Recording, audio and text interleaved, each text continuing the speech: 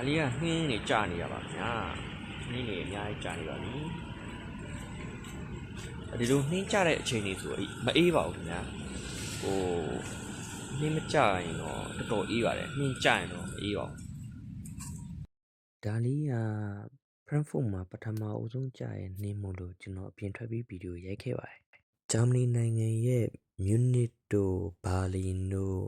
ကိုလုံးတို့တက်ဆိုင်ရင်တော့နှင်းကြတာတော့နည်းပါတယ်အပြင်ခဏသွားရင်လည်းနှင်းတွေကတဖြည်းဖြည်းများလာတာကိုတွေ့ရပါတယ်